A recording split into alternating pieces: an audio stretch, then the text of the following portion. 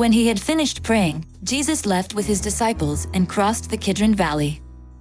On the other side there was a garden, and he and his disciples went into it. Now Judas, who betrayed him, knew the place, because Jesus had often met there with his disciples. So Judas came to the garden, guiding a detachment of soldiers and some officials from the chief priests and the Pharisees. They were carrying torches, lanterns, and weapons. Jesus, knowing all that was going to happen to him, went out and asked them, "Who is it you want?"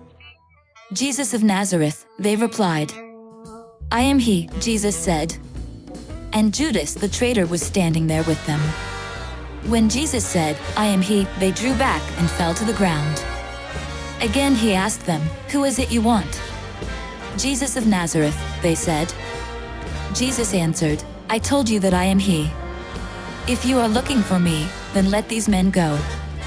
This happened so that the words he had spoken would be fulfilled, "I have not lost one of those you gave me." Then Simon Peter, who had a sword, drew it and struck the high priest's servant, cutting off his right ear. The servant's name was Malchus. Jesus commanded Peter, "Put your sword away. Shall I not drink the cup the Father has given me?" Then the detachment of soldiers with its commander and the Jewish officials arrested Jesus. They bound him and brought him first to Annas, who was the father-in-law of Caiaphas, the high priest that year. Caiaphas was the one who had advised the Jewish leaders that it would be good if one man died for the people. Simon Peter and another disciple were following Jesus. Because this disciple was known to the high priest, he went with Jesus into the high priest's courtyard, but Peter had to wait outside at the door. The other disciple, who was known to the high priest, came back, spoke to the servant girl on duty there, and brought Peter in. "You aren't one of this man's disciples too, are you?" she asked Peter. He replied, "I am not." It was cold, and the servants and officials stood around a fire they had made to keep warm. Peter also was standing with them, warming himself. Meanwhile, the high priest questioned Jesus about his disciples and his teaching. "I have spoken openly to the world," Jesus replied. "I always taught in synagogues or at the temple, where all the Jews come together. I said nothing in secret. Why question me? Ask those who heard me. Surely they know what I said." When Jesus said this, one of the officials nearby slapped him in the face. "Is this the way you answer the high priest?" he demanded. "If I said something wrong," Jesus replied, "testify as to what is wrong. But if I spoke the truth, why did you strike me?" Then Annas sent him bound to Caiaphas, the high priest. Meanwhile, Simon Peter was still standing there warming himself. So they asked him, "You aren't one of his disciples too, are you?" He denied it, saying, "I am not."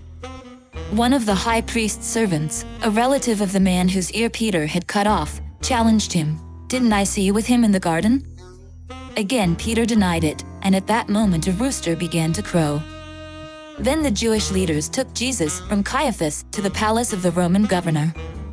By now it was early morning, and to avoid ceremonial uncleanness they did not enter the palace, because they wanted to be able to eat the Passover. So Pilate came out to them and asked, "What charges are you bringing against this man?" "If he were not a criminal," they replied, "we would not have handed him over to you." Pilate said, "Take him yourselves and judge him by your own law." "But we have no right to execute anyone," they objected. This took place to fulfill what Jesus had said about the kind of death he was going to die. Pilate then went back inside the palace, summoned Jesus, and asked him, "Are you the king of the Jews?" "Is that your own idea?" Jesus asked, "or did others talk to you about me?" "Am I a Jew?" Pilate replied, "Your own people and chief priests handed you over to me. What is it you have done?" Jesus said, "My kingdom is not of this world. If it were, my servants would fight to prevent my arrest by the Jewish leaders. But now my kingdom is from another place." "You are a king, then," said Pilate. Jesus answered, "You say that I am a king. In fact, the reason I was born and came into the world is to testify to the truth. Everyone on the side of truth listens to me." "What is truth?" retorted Pilate. With this he went out again to the Jews gathered there and said, I find no basis for a charge against him. But it is your custom for me to release to you one prisoner at the time of the Passover. Do you want me to release the king of the Jews? They shouted back, No, not him.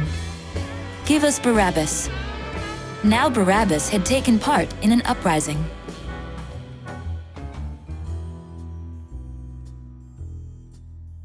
Come follow me, and I'll make you a fisher of men.